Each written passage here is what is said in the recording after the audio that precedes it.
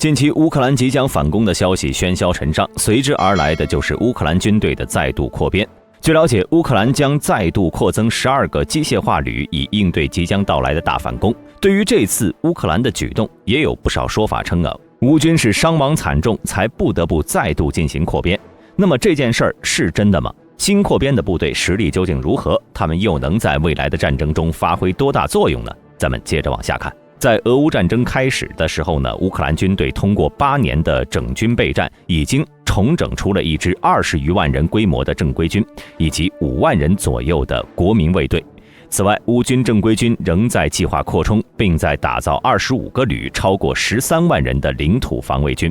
因此，在战争初期，乌军的地面作战部队还是很多的，即便是面对俄军来势汹汹的 BTG， 仍能够成功抵挡。但是随着战争的持续，乌军也在巨大的火力劣势下承受了更重的伤亡，这也让人们对乌克兰的战争潜力产生了好奇。乌军的战争潜力究竟还有多少？它的真实伤亡是怎样的？俄乌战争打到现在，我们也能看出，任何一方都没有一口吃掉对方的能力。从目前情况看，战事再拖上几年也是有可能的。但随着战争的持续，双方士兵数量必然会不停下跌。从公开的信息我们可以知道，乌克兰作为弱势的一方，前后总共进行了多轮动员。由于之前有战斗经验的人差不多全部上了战场，现在征兵范围已经转向普通人了，年龄放宽到了16到70岁。乌克兰军队原来有20多万人，经过多轮动员后，肯定是不止这个数字。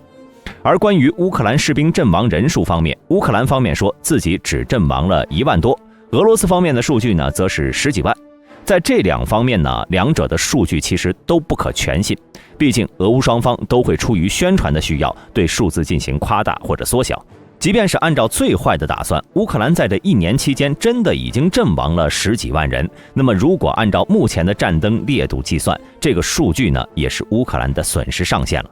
对于乌克兰本身拥有的人口而言，其可动员的兵力还有很多。在乌克兰历史上，乌克兰士兵阵亡最多的一次是在苏联卫国战争时期。由于乌克兰是最先遭到德国的入侵，也是最后被解放的地区，因此乌克兰人付出的代价和牺牲也最大。战争期间，乌克兰几乎所有的青壮年男子都选择了参军保卫祖国。据不完全统计，在战争爆发的第1年，乌克兰约有318万人被动员参军。乌克兰军人在战争初期在苏军中的比例高达50%。在1943到1945年时，由于战争需要，苏军又继续征调了约450万乌克兰人入伍。在组建的4支乌克兰方面军中，乌克兰人的比例约为60%到80%。在1944年6月后，乌克兰人占苏联红军总兵力的比例达到了40%。要知道，当时的乌克兰总人口也就3000多万人，但动员兵力就达到了恐怖的800万人。这个动员比例在任何一个现代民族中都是前所未有的。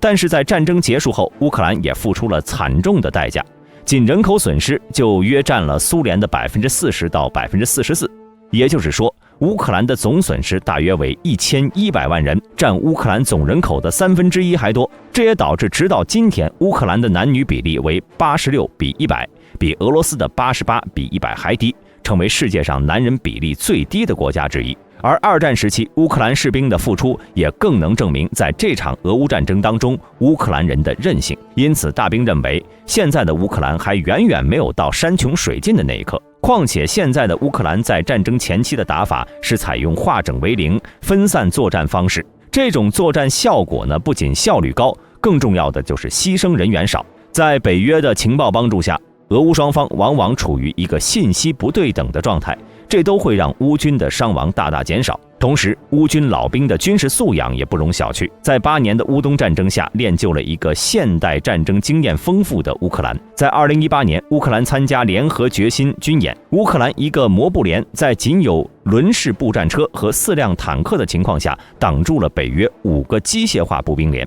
4个月后，北约交错军刀2018联合军演中，北约指挥官重新部署进攻战术，结果乌克兰95空降旅的一个连挡住了北约3倍兵力的猛攻。随后95空降旅的另一个连还利用敌后穿插，成功端掉了美国173空降旅的指挥部。现代战争被人端掉指挥部是什么概念？我想不用大兵多说了。要面对这种水平的乌军加北约情报网，也难怪俄罗斯打得这么艰难。而此次组建的12个机械化旅，也是在为后续的大反攻做准备。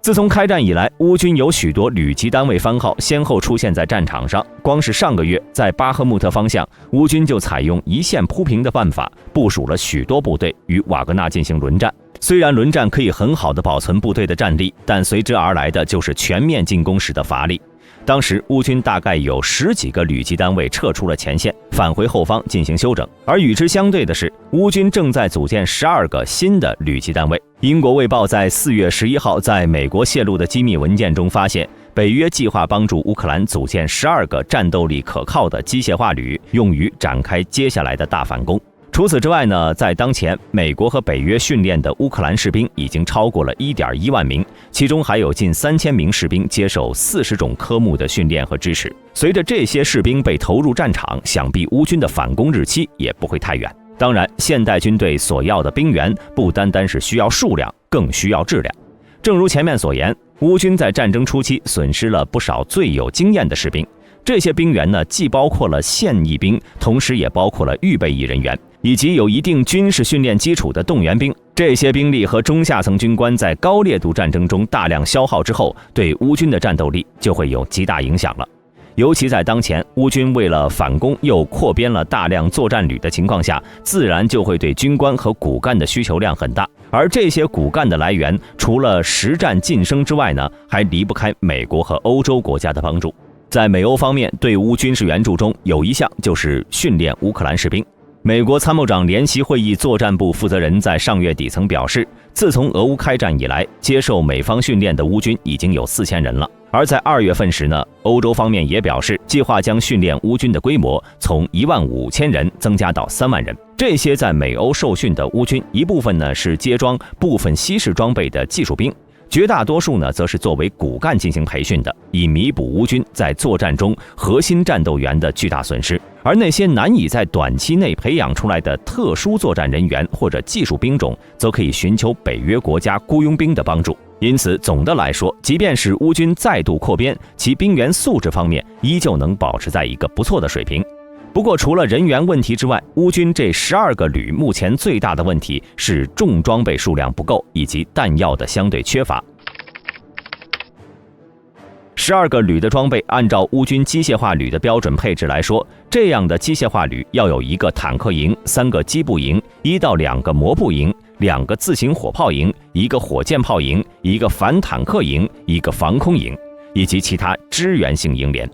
但是想要将12个旅充实，需要不下400辆坦克以及大量的步战车、装甲车、火炮等重武器。以乌军目前的消耗和扩军的速度，几乎没有1个旅可以达到理想状态。另外，在如今乌克兰的机械化旅中，也不大可能实现炮兵群齐整的状态。其中一部分精锐部队可能配置1到2个自行榴炮营，其余的单位能否具备这个条件就不好说了。不过呢，乌军现在是将西方支援的火炮单独编列在独立炮兵部队中，按需支援各乌军作战旅，再算上北约坦克支援到位的时间问题，导致乌军想要在新扩编的12个机械化旅当中很难实现1个坦克营的配置。因此，大兵猜测，乌军极可能也是将坦克重点集中装备给到独立坦克旅和一部分精锐旅，以作为反攻时突击之用。不过呢，乌军也在北约帮助下组织了一些有战斗力的旅，包括以西方坦克为主要作战力量的坦克第5旅和全部装备西方军械的2支轻型突击旅，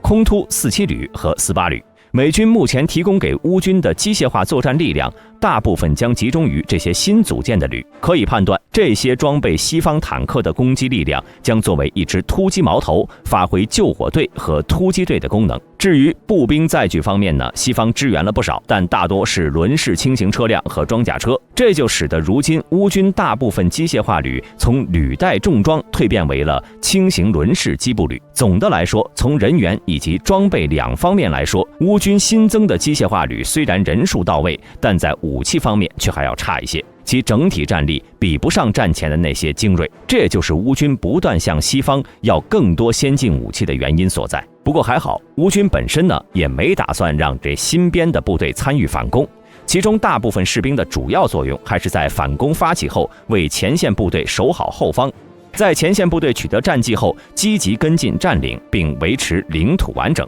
必要时还可以充当机动旅。而除了这些地面武器之外呢，大兵认为真正能给乌方反攻底气的不只是西方军援的主战坦克，还有美国最新军援的远程弹药 GLSDB 炸弹，它为乌军打击俄方更多纵深目标提供了更多方案。俄军的退役上校尤里克努托夫称， GLSDB 在大规模打击中的威胁可能不亚于陆军战术导弹系统，因为它便宜得多，可以大量使用。虽然俄罗斯防空系统能够摧毁这些目标，但必须承认，这种弹药的大规模攻击很难被击退。目前，俄罗斯摧毁这些弹药的主要武器是铠甲 S1和山毛榉等防空导弹系统。除此之外呢，俄专家还认为 GLSDB 的射程足以从哈尔科夫地区北部的乌尔昌斯克袭击到俄罗斯的库尔斯克，从赫尔松地区可以直接打击连接克里米亚的佩雷科普地峡。为此，俄军必须改变其在战场上的战术。俄军除了使用防空系统进行拦截，还可以考虑采取先发制人打击，预先对乌军仓库、发射器实施打击，使炸弹失效。这时候有朋友就想说了，这乌军的大反攻喊得几乎全世界都知道了，俄罗斯是否会趁着乌军人员和装备未齐之时，先乌军一步发起进攻呢？这里大兵认为是不太可能的。虽然在2023年之后，俄罗斯已经对战场开始全线增兵了，但是由于补给原因，使其发动攻势的能力变得很有限。大家都知道，俄罗斯的机械化部队主要还是依赖铁路进行补给的，而当下俄罗斯陆军的3条补给线——梅里托波尔到扎波罗热线、马里乌波尔到顿涅茨克线和瓦卢伊基到库皮扬斯克的补给线，全部依赖公路进行运输。其公路运输线距离后方往往有着接近100公里，这严重影响了俄罗斯地面力量获取物资的效率。此外，乌军的纵深打击武器也让俄罗斯陆军囤积进攻用的弹药变得困难。为了不让乌军再次精准爆破自家弹药库，俄军更是更换了炮兵战斗策略，往往是后方运来一个基础弹药，当场就基本消耗掉一个基础弹药，不给北约卫星更新其地理态势的机会，这显著降低了俄罗斯炮兵部队的损失。但代价呢，就是俄军无法像攻击北顿涅茨克城一样肆意的挥洒弹药。另外，在战场的大后方，也就是俄罗斯本土的弹药生产已经不足以支撑俄军再次发起大规模攻势了。即便是有着苏联遗产的帮助，也终归是有限的。这就是为什么俄军要将战争打成一战那种消耗战的目的。大家认为俄军会在乌克兰之前率先发起进攻吗？欢迎在下方的评论区留言。喜欢本频道的朋友，请点击下方的订阅按钮。我们下期再见。